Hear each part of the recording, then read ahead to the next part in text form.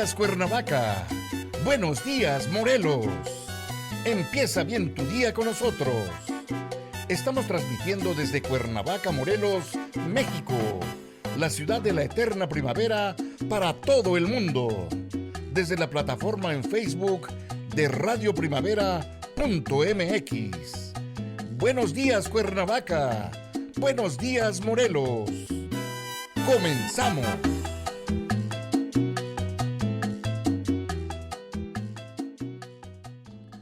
¿Qué tal, amigos? Muy buenos días, Cuernavaca. Buenos días, Morelos. Me da mucho gusto saludarles.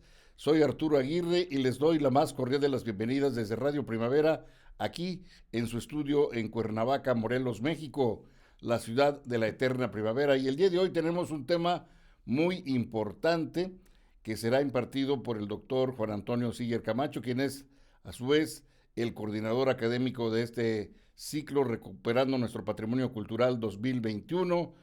Y bueno, sin más, como ya es la hora, nos vamos directamente con el doctor Siller para que nos diga el tema de su conferencia del día de hoy. Doctor, ¿cómo está usted? Muy buenas tardes. Muy buenas tardes a todo el auditorio que nos ha venido siguiendo en este ciclo de conferencias sobre la recuperación del patrimonio cultural compartido, que es el título general que hemos tenido por muchos años y que en particular en este ciclo de este año, para el primer semestre segundo, vamos a tratar una categoría extraordinaria que son los itinerarios culturales. Una categoría que a mí me encanta mucho porque nos permite manejar espacios, territorios y tiempos a nivel global, y eso nos da una visión muy diferente de la cultura y de las relaciones que se establecen a través de lo que se llaman los itinerarios culturales, que es la categoría que UNESCO ha designado para este tipo de categorías de comunicación particularmente y de relaciones que se han establecido a través del tiempo. Este ciclo además le hemos agregado puertos y fortificaciones en América, que es la intención, llevar esta categoría de itinerarios culturales y revisar en este ámbito americano cómo se dieron estas relaciones de comunicación a través de puertos, de fortificaciones o de ambos, y los intercambios que se dieron no solamente en el ámbito americano, sino la relación global que se estableció con Asia a través de la ruta del galeón de Manila hacia 1565 hasta 1815 que se estableció y se rompió posteriormente esa comunicación. Y luego la comunicación que América tenía, además con Asia, con la península, con Europa. Entonces, durante este periodo virreinal vamos a tener una serie de caminos, de itinerarios, y uno de ellos que creo que hay que incluir y que habíamos dejado todavía un poco pendiente, es el de la ruta de la conquista de México o la ruta de Hernán Cortés. Creo que es un camino muy, muy interesante y que a estos 500 años que han pasado hace un poco de tiempo, es importante. El año en 1519 tuvimos una reunión y nos está acompañando una de las coordinadoras y directoras por mucho tiempo eh, este, de ICOFOR, ese organismo internacional que es Milagros Flores, y yo le agradezco su asistencia. Tuvimos oportunidad en, 500, perdón, en este aniversario de la fundación del primer ayuntamiento del continente, no tanto del Caribe, pero sí del continente, que fue el puerto de Veracruz. En el año 2019 se hizo una reunión en la que estuvimos presentes y tuve la oportunidad de comentar este trabajo que habíamos realizado años antes en un ciclo de conferencias y unos cursos a la Universidad Cristóbal Colón del puerto de Veracruz. Con ellos durante 2, 3 años estuvimos haciendo un trabajo de prospección, tratando de identificar lo que es la ruta de Hernán Cortés y el recorrido que tiene posterior a dos exploraciones muy importantes, la de Juan de Grijalvas en 1518 y la de Francisco Hernández de Córdoba. Ambos habían ya recorrido las costas de México, uno Veracruz y la parte norte hasta el río Pánuco, y el otro había estado recorriendo parte de la región del Caribe. Entonces, eh, estas dos navegaciones previas son las que va a tener como referencia Hernán Cortés para realizar la navegación que parte de la isla de Cuba a esta región sur de México y posteriormente llegar al puerto de Veracruz, bueno, lo que era el puerto de Veracruz como lugar frente a las islas de sacrificios que las identifican y a una zona de arrecifes que posteriormente va a ser el fuerte de San Juan de Ulúa, separado de la parte de tierra como actualmente lo tenemos, que se une, y luego el recorrido que él va a hacer a lo largo de esta ruta.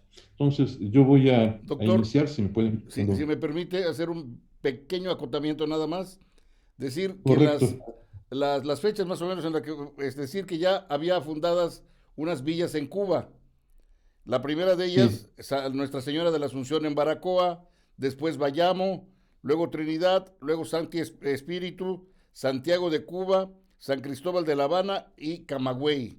Había siete sí, ya villas anteriores y de ahí surge precisamente la tercera expedición a la península, precisamente con Hernán Cortés. sí, es correcto. Creo que este primer eh, avanzada de España es a la región del Caribe, del Gran Caribe. Entonces, tanto la española como el resto de las Como la islas, Isabela. la Isabela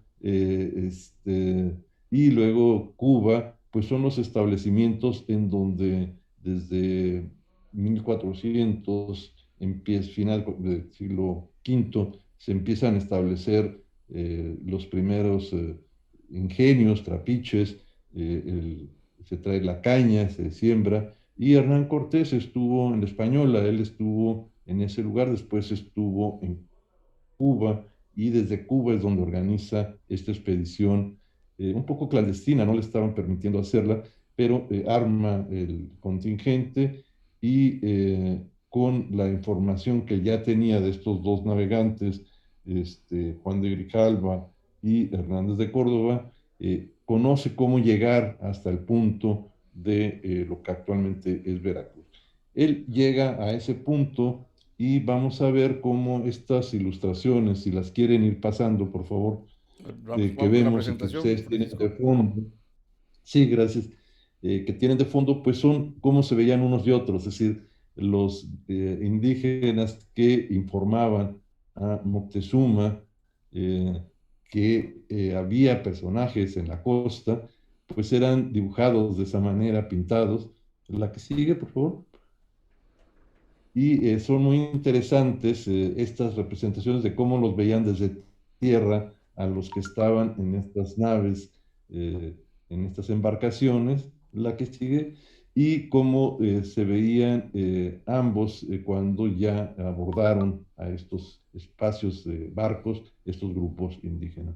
Vamos a ir pasando la que sigue, por favor.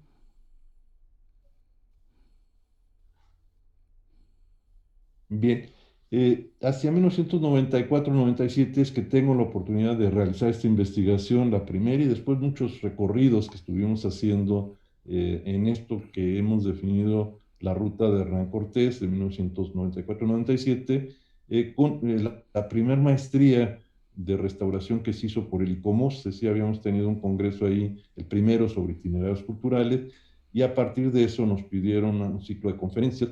Posteriormente se hizo una primer maestría de restauración, la única que se ha hecho en el momento en Puerto de Veracruz, en la Universidad Cristóbal Colón. Entonces, con el grupo de estudiantes, arquitectos, la mayor parte de ellos, hicimos esa prospección durante 3 años, revisando las fuentes históricas, que es la parte documental interesante y luego la prospección de campo, semana con semana. Cuando yo tenía oportunidad de ir a Veracruz, hacíamos el recorrido para ir documentando lo que en las fuentes habíamos estado estudiando y los espacios y los entornos en los que a lo largo de los recorridos íbamos registrando y que en las fuentes tenía descripciones extraordinarias. Fue un ejercicio muy interesante y muy útil leer previamente las fuentes y luego estar en el sitio y leer las descripciones y ver el paisaje, ver el entorno. Eso pues casi parece que está uno inmerso en esa reseña que hacen todos estos personajes que tuvieron oportunidad de registrar ese recorrido, el primer recorrido que hacen de la costa al altiplano central. La siguiente. Creo que la documentación más importante que vamos a tener va a ser las distintas publicaciones. Voy a señalarlas rápidamente para el auditorio, el público que nos está escuchando y los que nos pueden estar viendo. Pues quizás las más importantes son las cartas de relación. Han sido publicadas en muchas editoriales, principalmente Porrúa lo ha hecho en varios tipos de publicaciones, y creo que esta es una referencia fundamental, esas cartas que son los informes que Hernán Cortés hace de cada una de las acciones que él va tomando a lo largo de la expedición y del recorrido para internarse tierra adentro. La que sigue es otra publicación también de gran interés, que es este soldado, Bernal Díaz de Castillo, que acompaña a Hernán Cortés y que hace una relación muy puntual de cada uno de los lugares, los nombres, los eventos, y que es como el cronista de campaña, o sea, del grupo de soldados que describe en esta obra. Son 2 tomos los que se han editado por esta biblioteca Porrúa, en donde aparece cada uno de los eventos y de las entrevistas y las batallas y las actividades que fueron realizando, un diario de campo y de narrativa de este recorrido que tuvimos oportunidad de hacer presencial, de campo y en un recorrido de prospección.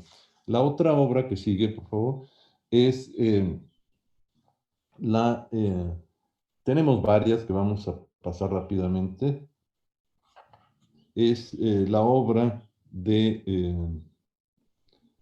Francisco Antonio Lorenzana, arzobispo de México, quien hace también una historia de la Nueva España y comenta la que sigue, por favor, la obra de Hernán Cortés. Es una publicación también muy importante que podemos ver los que tienen oportunidad.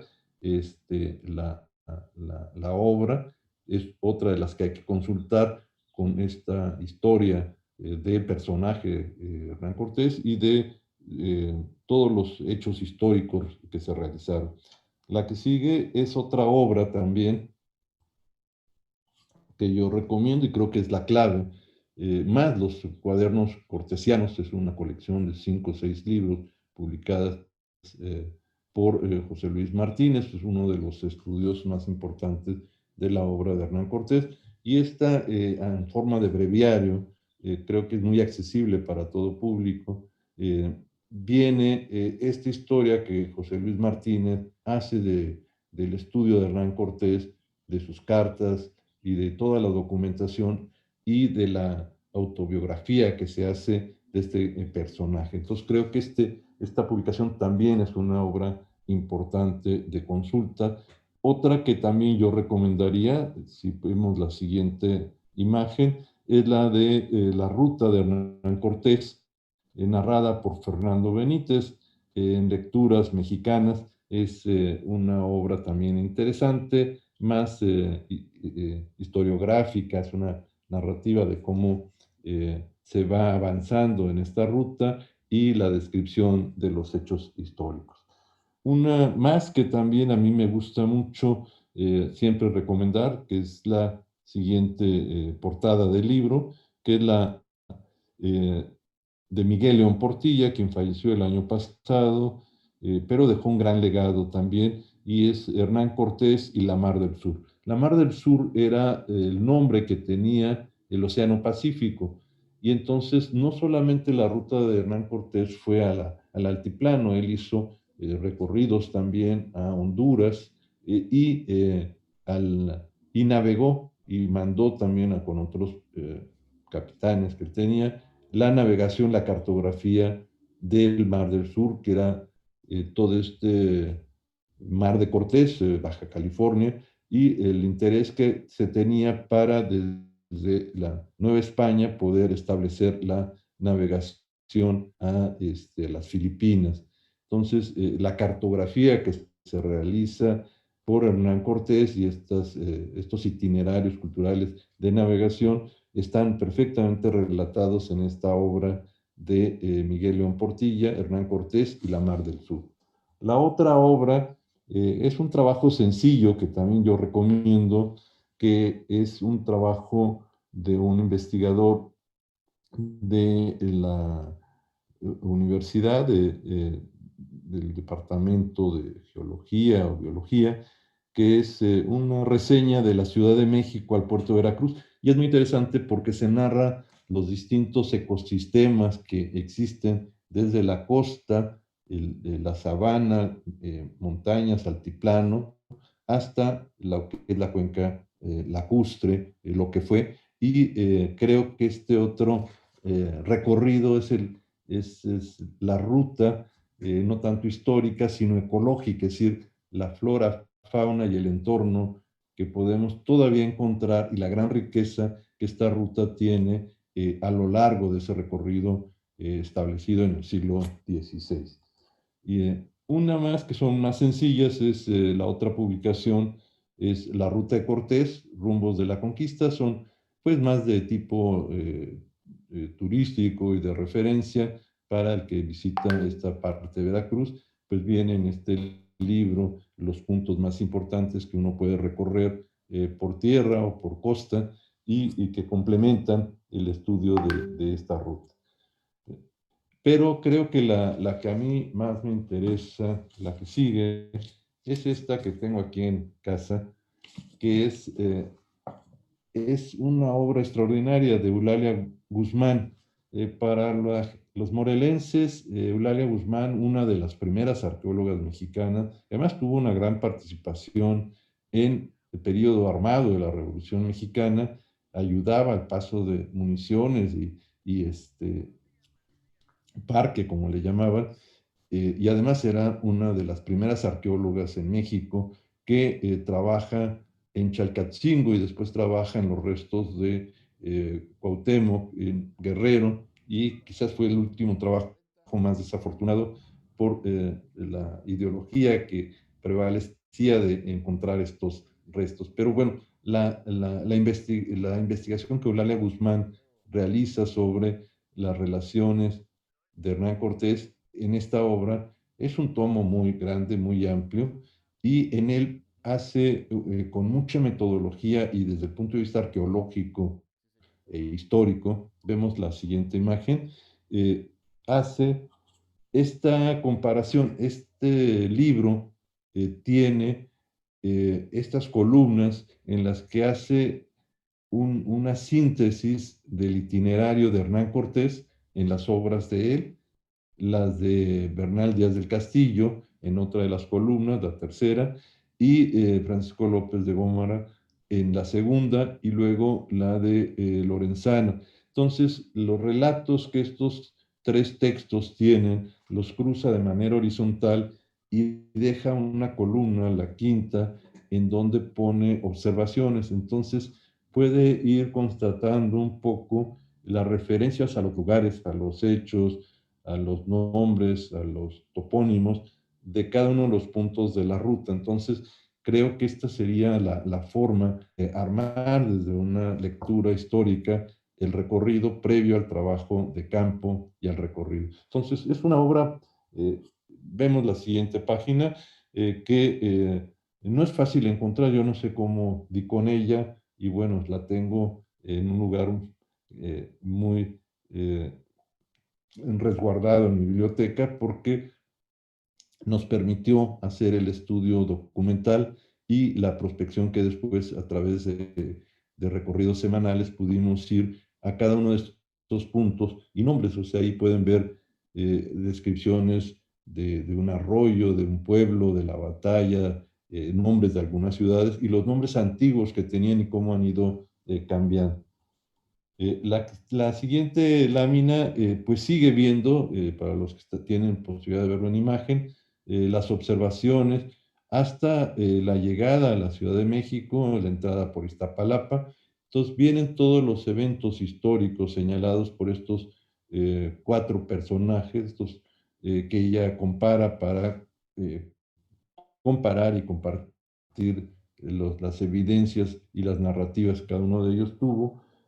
Y en el otro, la siguiente imagen, podemos observar la ruta, si la podemos pasar, podemos ver ese plano grande, largo, amplio, en donde se ven los ríos, la zona de la costa y la reconstrucción realmente de la ruta con los puntos por los que fue cruzando, en donde podemos ver que hay un recorrido de costa, de sabana, de mar, de costa, de sabana, y luego pie de monte para subir a la primera elevación que es hacia la región de Jalapa, cruzar esta entrada a lo que se llama el altiplano central, que es esa planicie amplia y seca frente a lo que es el cofre de Perote, y luego cómo esta ruta sigue hacia la parte norte, hacia Puebla, eh, y fue una ruta que además fue apoyada por los grupos que se fueron integrando, que conocían además las rutas del territorio, pero además fueron cambiándola para no hacer un acceso fácil que pudieran los que estaban esperando rechazarlos, pudieran estar prevenidos. Entonces, se hace esta gran vuelta hacia Puebla por cuestiones logísticas y de defensa, ya que esa parte de seca no tenía agua y además estaba muy descubierta. Lo otro permitía ir cubriéndose en la zona de bosque y en la zona de montaña hasta llegar a Tlaxcala, en donde se dan algunas de las primeras confrontaciones. Si vemos el siguiente plano, más en detalle, se ve ahí San Juan de Ulúa, Veracruz, se ve lo que es la antigua Izempoala, la zona arqueológica, más arriba, en donde prácticamente ya marca el inicio de la ruta, pero se ve más arriba Zempoala en la imagen, la Villa Rica de Veracruz, que es el primer asentamiento más formal que él hace, temporal además, y es la primera plaza de armas que yo considero que se establece en el continente americano. Es decir, se hace una nivelación en una explanada que ya existía, se hace una fortificación con 4 baluartes, con parte del material de las embarcaciones que la tradición dice que se quemaron, se fondearon, nunca se quemaron, pero además no se fondearon y se perdió lo que tenía. Seguramente desmantelaron estas embarcaciones y usaron todo ese material para esta primer edificación. Hay una pequeña capilla también que se hace en ese lugar, pero sobre todo hay una primer fortificación. Esa primer baluarte, que es una construcción con 4 torretas, un patio central, fue la primera edificación frente a la gran plaza de armas abierta que se hace en tierra firme en la zona continental. Vamos a ver la que sigue, es parte del recorrido ya más en detalle de las poblaciones y del norte de Puebla, cruzando esa laguna de Achichica, que Bernal Díaz Castillo hace una relación muy interesante porque comenta que es una laguna en donde el agua era salada, entonces no podían proveerse de agua, era una zona donde además el clima va cambiando, ahí es una zona que en sus escritos menciona que es sumamente caliente y fría y que no hay agua. En cambio, ya hacia la parte norte, hacia la región de la Sierra de Puebla, las condiciones eran mucho mejores que esta zona de lagunas y de esteros, que era muy difícil cruzarla en ese punto, y por eso esta ruta rodea esa zona eh, de esteros y eh, de, una, eh, de un mal país, que es un derrame lábico, en donde casi era imposible cruzarlo, que está en esa zona. Entonces, cruzar a través de ese pedregal era casi imposible, por eso vemos que esa ruta sigue una trayectoria hacia el norte y se llega a un lugar que unos arqueólogos hace 2 años mostraron con un vuelo aéreo, estas fotografías que se pueden hacer, de una muralla que en las crónicas se menciona que existía y que la habíamos querido localizar, nunca dimos con ella, y que está justo antes de llegar al poblado de Castil Blanco, como le llama Bernal Díaz de Castillo, hoy está Camastitlán. La que sigue. En en este mapa que podemos estar comentando, es la llegada de las confrontaciones que estuvieron con los tlaxcaltecas, la alianza que hacen con ellos, la disputa que había de los tlaxcaltecas con los de Cholula, la batalla en Cholula, de, de grupos indígenas y españoles, y luego el cruce, que esto es muy interesante, el cruce por la Sierra Nevada a través del volcán Popocatépetl y del Iztaccíhuatl. Hay un monumento conmemorativo en esa parte, alusivo al paso de Cortés, que es como se le conoce, y él cruza a través de estos dos volcanes, el Popocatépetl activo, como ahora, y el Iztaccíhuatl, y baja con mucho cuidado por toda la región hasta por Amecameca, para tratar de ver y entrar ya en la zona lacustre, los dos lagos del sur, que son el de Chalco y el de Xochimilco. En esta otra imagen que tenemos, podemos observar eh, cómo en forma más escueta marca algunos retornos que él tuvo que hacer para ofensivas que habían enviado españoles para detenerlo, y cómo él regresa, los enfrenta y retorna a continuar con la ruta de Cortés. Y ahí se marca muy bien la ruta que ya había seguido y algunos ajustes y cortes que él hace a este recorrido. Y una otra imagen que tenemos eh, es la salida de México Tenochtitlan ante la revuelta que se hace, y cómo salen rumbo a la zona norte de la zona lacustre, lo rodean lagos Zumpango y Xaltocan, y se restablece nuevamente en Tlaxcala. Entonces son las rutas de la conquista, tanto la llegada como la salida, y después cómo se prepara la toma de México Tenochtitlán. En otra publicación más de divulgación, más de publicaciones más sencillas, aparecen estos dibujos de mapas y caminos ilustrados con lo que hemos comentado de este otro documento de la arqueóloga Eulalia Guzmán. La que sigue. En esta es muy atractiva para los que tienen oportunidad de verlo, porque se ven con dibujos los poblados, las huellas de las herraduras, como marcando el camino con los caballos, se ven las huellas de las pisadas, marcando los caminos de senderos, y luego la parte en donde mueve las embarcaciones desde eh, eh, Chalchicueveyeca, en lo que es Veracruz, parte del contingente va por tierra y parte en las embarcaciones, hasta una pequeña ensenada que se tiene frente a la Villa Rica y a la zona arqueológica de Quiahuistlán, en donde se establece lo que hemos mencionado hace un momento. La siguiente. En esta otra imagen se ven estos recorridos por el señorío de Tlaxcala, de Cholula, el cruce por la Sierra Nevada y los distintos recorridos, hasta llegar a una imagen que tenemos en el Museo Nacional del Virreinato, que es la siguiente imagen, en donde se ve en una pintura, un óleo del siglo XVII, una recreación de Hernán Cortés.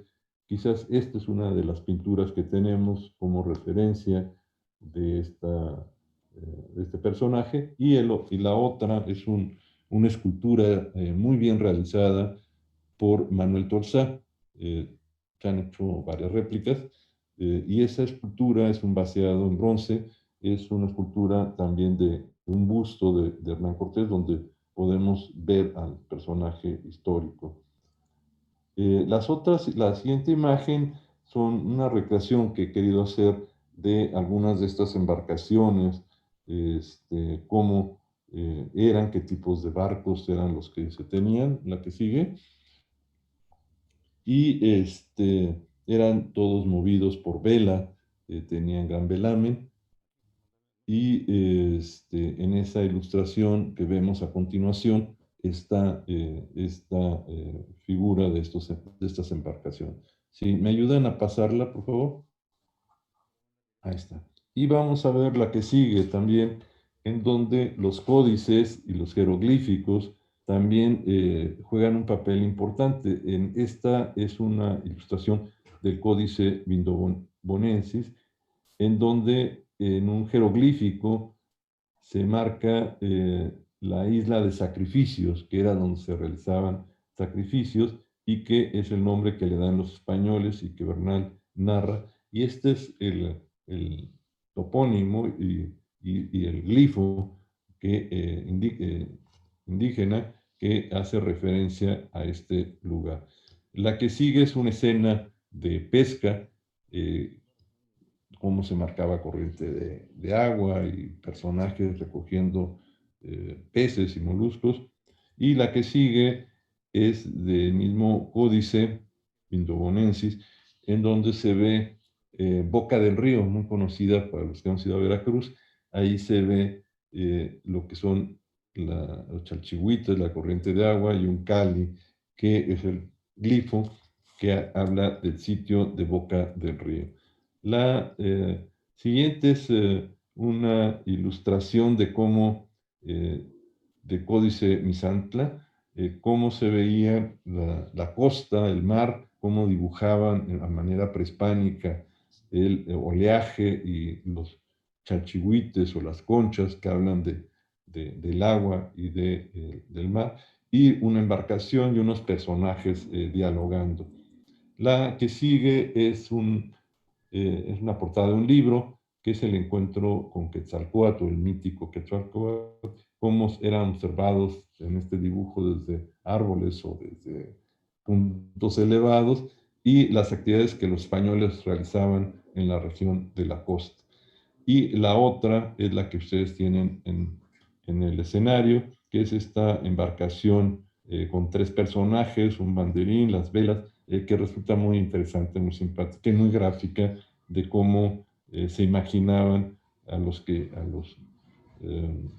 tripulantes de estas embarcaciones, al igual que la otra que tenemos a continuación, y, y esta otra con dos referencias mucho más puntuales de Códice Florentino, en donde se ven los intercambios de obsequios. En la otra que tenemos a continuación, se ve en la parte superior los intercambios que envía Moctezuma, que son entregados a Cortés en una de las naves, y se ve a un lado a la Malinche o Doña Marina, y luego se ven los intercambios que los españoles hacen a los indígenas para llevarlo hasta México Tenochtitlan. En la otra imagen también de Códice Florentino podemos observar lo que se baja de estas embarcaciones, es decir, baúles, cañones, los caballos, y cómo los barcos están anclados muy cercanos al punto de la costa, en donde se bajan animales también, para el abastecimiento de la tripulación en el recorrido que harían hacia el altiplano central. En la otra se ve una descripción también en donde aparecen Cortés y Pizarro, es otra ilustración, y lo que ofrecen Carlos V en Nueva España, y se ven ahí los objetos que son enviados de estas ofrendas. La otra imagen resulta también importante, que es la presencia en la ruta de la intérprete o la lengua, como le llamaban, que tiene una gran ayuda porque podía ayudar a esta interpretación de traducción que se hacía del náhuatl, que lo conocía al maya, y luego uno de los náufragos que recoge Jerónimo de Aguilar, Cortés, en la costa de Quintana Roo, que había estado ahí, conocía el maya, lo traduce al español. Doña Marina aprendió muy rápido el español y eliminan ese otro intermediario en estas traducciones, y prácticamente Doña Marina se vuelve un personaje importante, ahora mucho mejor estudiado y no tan satanizado como lo se hizo, de la importancia que ella tiene en el manejo y el avance, la comunicación y los protocolos que se tenían que hacer con cada uno de los grupos, particularmente en el señorío tlaxcalteca, en donde ella comenta o dice a Cortés la manera en que se tenía que dirigir a los gobernantes de cada uno de los lugares, y cómo los gobernantes a través de ella establecen las alianzas y la comunicación con Cortés. Ahí se ve él en esta imagen sentado en una de estas sillas del siglo XVI de tijera, que en algunos de los museos Palacio de Cortés tiene una réplica de una de ellas. Y luego en la siguiente imagen es un poco otra recreación de ese desembarco de objetos, y pasaríamos a ver rápidamente esta serie de imágenes que tenemos de la costa y de la zona de arrecifes frente a Veracruz. Uno más turístico, que es el que nos ayuda a identificar dónde está la isla de Sacrificios en su estado actual, con el asentamiento de Veracruz, algunas cosas que son conocidas para nosotros, y más o menos dónde estuvo Chalchicoyecan, que era una corriente de agua y que era un arenal, es decir, no había eso más que el otro islote, que es San Juan de Ulúa, pero no tenía las condiciones, por eso es que se mueven a un lugar más arriba, que es el de la Villa Rica. Ahí vemos una imagen aérea en la otra, con el faro de la Isla Verde, la Isla de Sacrificios, que están frente a la costa de Veracruz, que es parte de ese entorno. El estudio que hicimos fue importante porque no era solamente cruzar y recorrer por donde fue la ruta, sino tratar de reconstruir cuáles eran los patrimonios que podíamos encontrar asociados y que podían ser recuperados. La zona arrecifal que está protegida en este lugar, ahora ya no se puede ir a la isla de Sacrificios como hace muchos años se hacía, tiene una protección como parque natural, y estos parques naturales en el recorrido los fuimos integrando porque una recreación de esa ruta sería a los entornos protegidos, tanto culturales como naturales, que nos permitirían conservar esta relación de este itinerario.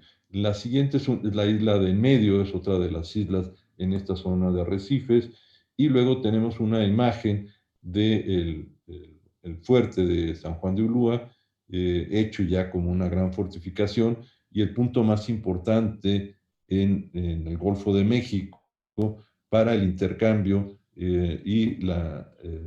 el puerto y la fortificación de los productos de la Nueva España hacia Cuba y luego hacia la península. En la que sigue vemos la ubicación actual de los lugares que están a través de las carreteras actuales que ayudan al público que puede verlo en imagen, en dónde están las poblaciones que le son más conocidas, como Cardel, Úrsulo Galván, y dónde está Zempoala, y luego más arriba, cómo está Quiahuistlán, y frente a Quiahuistlán, cómo está la Villa Rica de la Veracruz.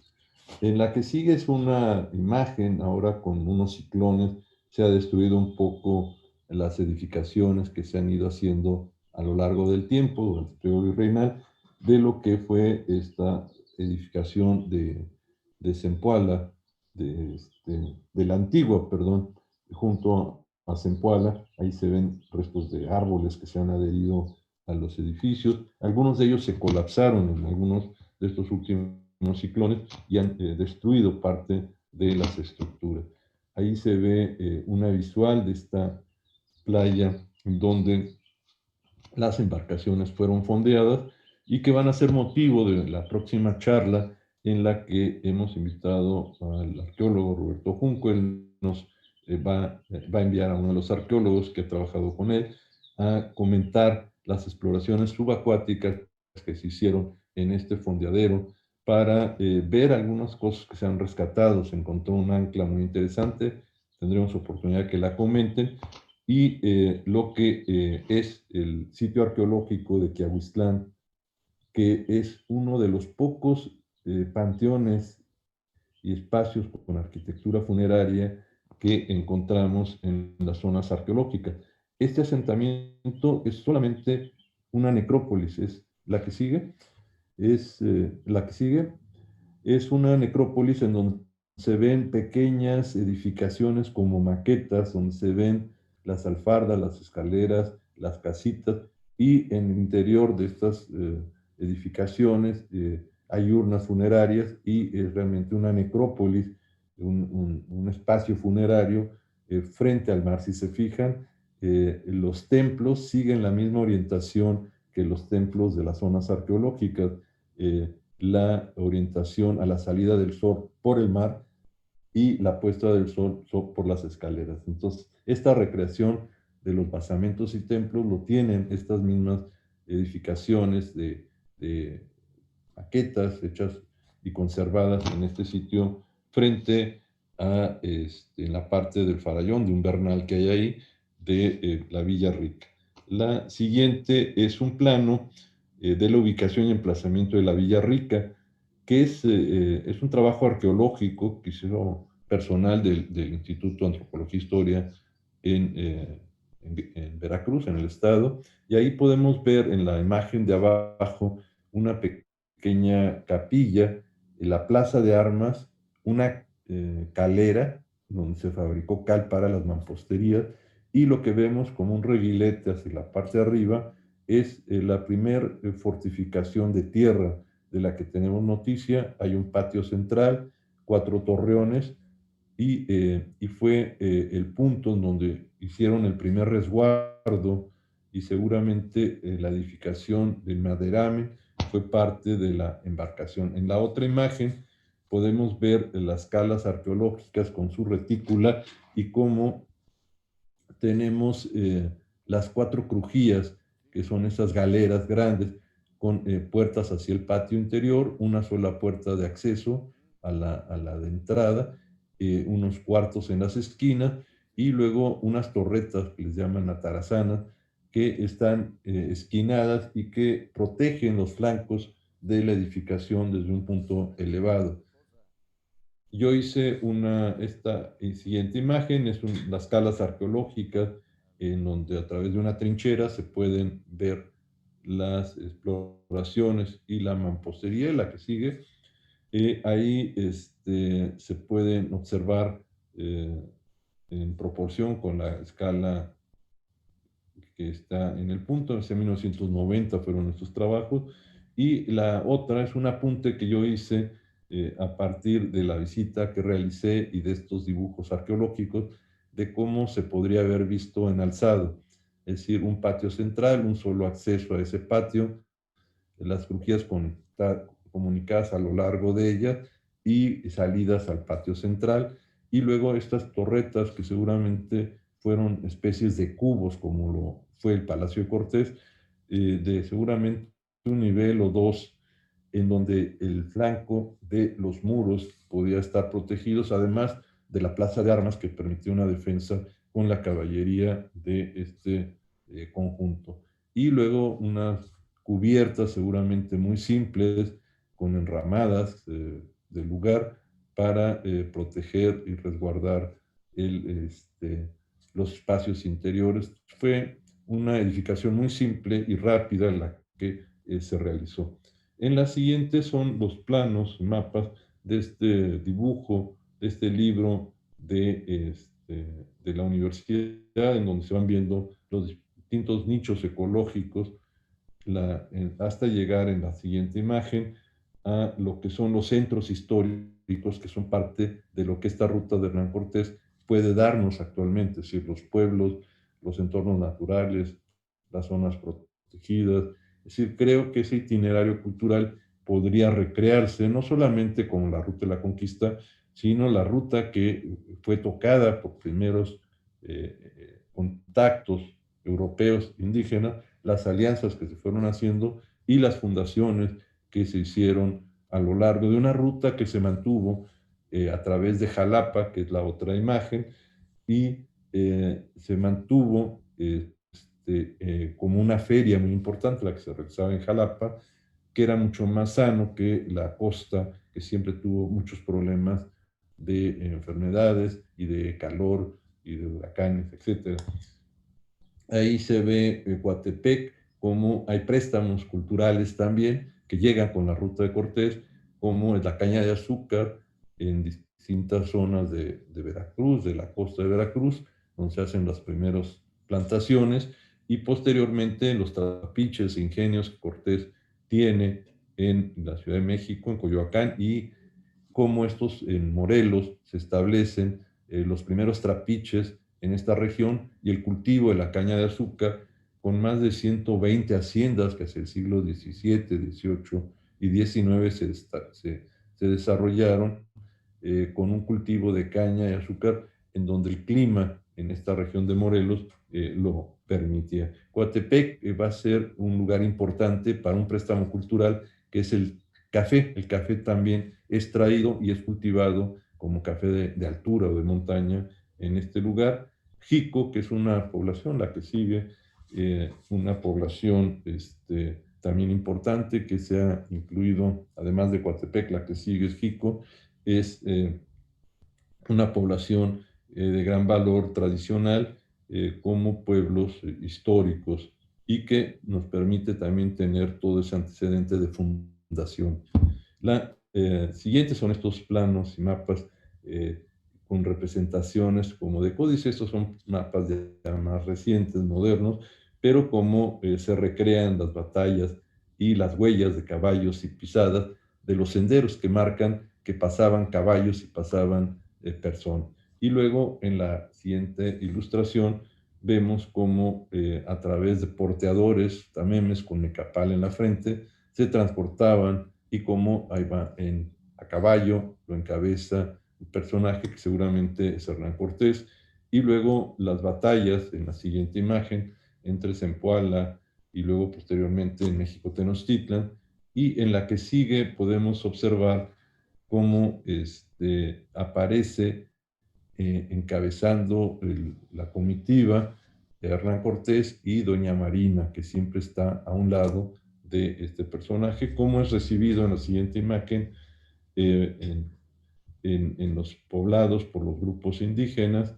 Ahí se ve uno de los soldados negros que acompañaba, mulatos que acompañaba a Hernán Cortés, y en la otra imagen de lienzo de Tlaxcala aparece como intérprete Hernán Cortés a caballo, doña Marina Pía al medio, y los gobernantes o representantes de estas poblaciones estableciendo las alianzas o los acuerdos. Al igual que esta en la que aparece del lienzo de Tlaxcala, la que sigue, cómo se ve un templo, la silla de tijera, las ofrendas o o los tributos o la aportación de alimentos que se hacía por parte de los pueblos a la avanzada de Hernán Cortés, y algunas batallas, como esta otra imagen donde aparecen los templos, cómo eran representados, los basamentos, las corrientes de agua, y luego la subida final a través de la Sierra Nevada, como a través del Códice Durán, en la que sigue. Vemos a los tamemes en el sendero, los de a caballo, como en la otra imagen podemos observar el volcán Popocatépetl como un volcán humeante, y los senderos por los que iban cruzando en la zona de montañas. La ilustración que sigue son la recreación de los 5 lagos, las calzadas y la toma con bergantines, ya en la toma de México Tenochtitlan, cómo se cierran las calzadas, y desde Texcoco, trayendo armamentos y madera que habían dejado en Veracruz, y otra que se recorta de los bosques, se fabrican estas bergantines o lanchones armados con cañones para la toma de mar y tierra de México, Tenochtitlan. Ahí se ve un detalle del personaje Cortés con este mulato indígena en la siguiente imagen, y como en otro detalle este personaje y los soldados están en los caballos, que fueron muy importantes, en la que sigue. Y los intercambios que se tienen en la otra imagen, podemos observar cómo estos gobernantes, con sus tocados y en intercambio de piedras preciosas, como Cortés se descubre el sombrero y reciben esta ilustración que se recrea, los tributos que se entregan, y luego en la otra imagen, cómo de qué manera es representado eh, los dos templos, el de gemelos que se tenían en México Tenochtitlan, y los sacrificios humanos en la parte superior. Y cómo todo esto llega en otra de las imágenes a la recreación de la pintura mural en muchos de nuestros edificios públicos posteriores a la Revolución.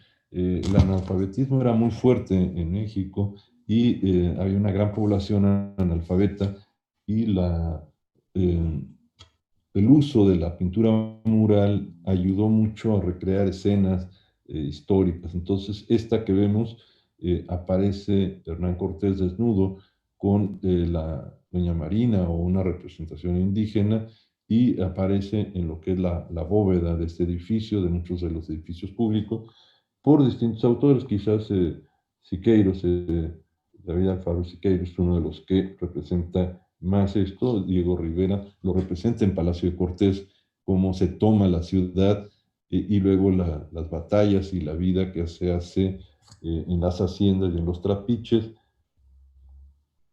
Y con esta imagen damos las gracias para esta presentación. Yo espero que los que hayan tenido oportunidad de verla de manera más visual, y los que no, pues yo espero haber explicado un poco estas imágenes que son extraordinarias y que nos invitan a conocer nuestra historia desde las fuentes históricas, los poblados, etcétera, y cómo el recrear un itinerario cultural desde una perspectiva de COMOS, del Consejo Internacional de Monumentos y Sitios, y de comité en el que yo presido los itinerarios culturales, puede ir más allá, no simplemente la ruta de Hernán Cortés, que fue marcada por este evento extraordinario, histórico y tan relevante, pero cómo se puede recrear con los entornos naturales, como el patrimonio natural se puede sumar, y los patrimonios mixtos también,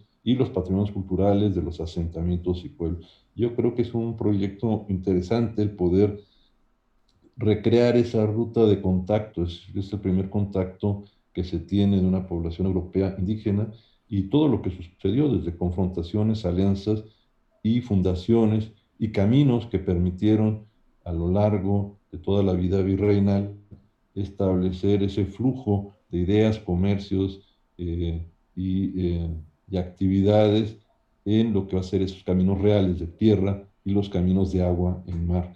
Entonces creo que esta parte era importante incluirla porque nos permite hacer la relación de lo que fue la ciudad capital de la Ciudad de México y los caminos que llegaban desde Asia a la Ciudad de México por mar y por tierra, y luego cómo esto se comunicaba a través de esta ruta por Jalapa hasta el puerto de Veracruz y cómo ese islote toma carácter de una fortificación para el anclaje en el embarque de las argollas donde se anclaban las embarcaciones y cómo fue una fortificación frente a Veracruz sin comunicación más que por lancha y por agua, y importante como la ciudad después va a adquirir una fortificación que permaneció por un tiempo y que después fue retirada y que actualmente solamente tenemos los baluartes en los puntos de quiebre de los muros que fueron retirados y la ciudad se abrió ya a otra nueva ciudad con una traza de la ciudad antigua. Entonces, con esto creo que podemos comentar con el público esta ruta y la importancia histórica de este itinerario cultural. Magnífica presentación, doctor Juan Antonio Siller Camacho.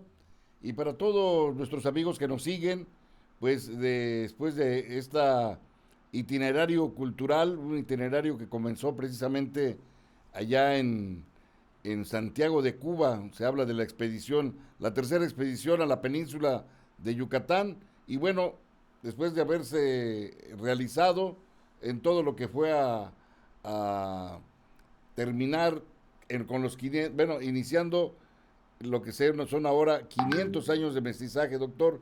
Si alguno de nuestros amigos quiere hacer una participación, vemos por ahí Francisco Martínez, tendremos alguna participación.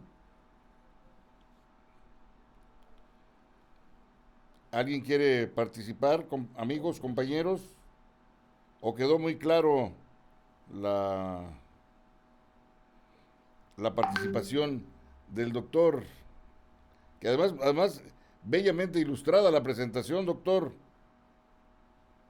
Sí, la recuperé, había sido una presentación que hice en 2019, pero siempre nos apoyan las imágenes para hacer énfasis en algunos aspectos y ahora quise presentarla como parte de un itinerario de la importancia de los puertos y fortificaciones en esta relación a nivel continental y extracontinental. Creo que ese es el punto que sirve de anclaje para entender ese circuito de tierra y de mar del que vamos a estar hablando a lo largo ya con dos conferencias más sobre la ciudad, cómo se hace la ciudad fortificada de Veracruz, el baluarte de San Juan de Ulúa y posteriormente estas exploraciones de arqueología subacuática que nunca se habían hecho. Es decir, tenemos esa parte que mostré de exploraciones en tierra,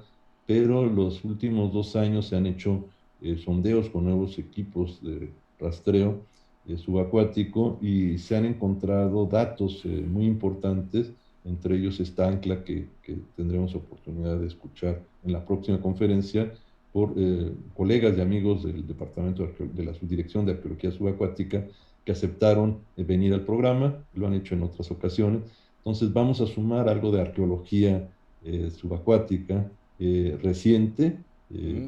son cosas que todavía no han publicado, pero que las van a comentar con el público, y es el trabajo que se hace en tierra, en mar, en gabinete, para ir reconstruyendo toda esta historia y poderla apreciar, valorar mucho más y conservarla. Yo creo que los itinerarios, estos itinerarios de mar, fueron muy importantes, pero los lugares de tierra que han quedado también. Bien, saludos desde Eugene, allá en Oregon. Robert Jackson le pregunta si puede anunciar el coloquio de mañana. Sí, claro. Estamos organizando para el día de mañana, a partir de las 10, poquito antes, inicia un coloquio que se hace en el Museo Nacional del Virreinato. Vamos a estar durante 4 semanas. El programa lo he estado subiendo a mi sitio de Facebook. Entonces va a ser muy importante la sesión de mañana. Vamos a tener la participación del doctor Robert Jackson. Él cierra con la tercera sesión, yo voy en medio, y tenemos tres expositores. La primera expositora va a hablar de la arquitectura guaraní en la región de Perú y de Bolivia, en Chiquitos y Mojos, que es un estudio interesante. A mí me va a interesar mucho poder comparar. Y en caso mío, me pidió el doctor Robert Jackson que hablara de una perspectiva comparativa de las misiones en distintos contextos, tanto de México como en la región del Cono Sur. Entonces, están invitados el día de mañana a darle seguimiento. La liga está en mi sitio, ahí he estado subiéndola. Entonces, pueden conectarse, darle seguimiento a este ciclo que complementa quizás también en parte lo que van a ser eh, las misiones de frontera.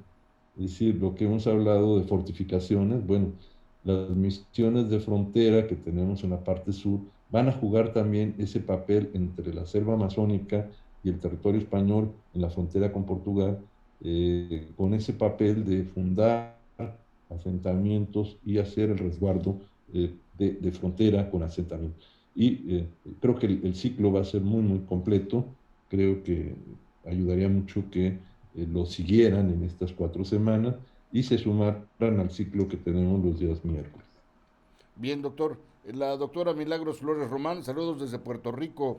Excelente detalle de ampliar y discutir sobre las fuentes bibliográficas que aportan con datos primarios sobre el tema y muchas gracias por la excelente presentación.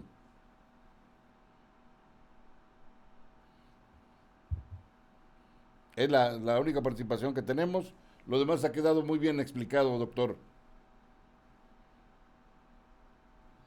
Pues yo espero que los que no nos han podido, por alguna razón más que escuchar, tienen la posibilidad de la grabación que ustedes hacen de entrar más tarde. Los colegas de Eugene en Oregon han estado usando este material para sus cursos. Entonces yo les agradezco mucho que la difusión que hacen a este esfuerzo con Radio Primavera y con nuestros invitados y con todo el grupo de COFORT ahora integrado, pues puede servir como un material didáctico de divulgación de manera sencilla, que es lo que tratamos de hacer. No hacer una conferencia, una charla muy complicada, sino hacerla de manera sencilla de los aspectos que consideramos relevantes, pero el uso que Muy bien, doctor. va Pues de esta forma llegamos al haciendo término de esta en estos presentación. grupos de arte latín. De esta forma llegamos a la presentación, a la culminación de la presentación, doctor. Y nos saludamos mañana a las 8:30 de la madrugada. Es muy temprano, pero está bien. Mañana tenemos temprano A las este 8:30 y después hace tema. el Que coloquio. envíe Sí, justo ya no me muevo de ahí, me sigo al coloquio que es a las nueve cuarenta y Perfecto. cinco Nos ha pedido interesante. Y les mandé para los que nos quieren escuchar y quieren hacer el ejercicio también de pensar hasta el día de mañana a las 8:30 cuáles son los miradores que conocen de la ciudad de Cuernavaca. Vamos a hablar de cuáles yo he visualizado y ese segundo aspecto que yo voy a tratar en 20 puntos de cómo recuperar la imagen visual urbana, pues los miradores, eso es una aportación a la arquitectura que hace Cuernavaca desde el siglo XVI, XVII, XVIII y XIX y XX. Entonces, a lo mejor para muchos ha pasado desapercibido, pero es un gran espacio habitacional de recreación que todavía lo tenemos, aunque a veces usado para tinacos o cuarto de triques, Exacto. pero vamos a decirles cómo los visualizamos y cómo podríamos rescatarlo. Entonces creo que es un tema que Este todavía tema interesa mucho al que público parece y por chusco, ahí vi unas... doctor, lo acaba usted de decir bien. Un lugar que dijera Cuernavaca, la ciudad de los miradores, pudiera decir Cuernavaca es ahora Tinacotitlán,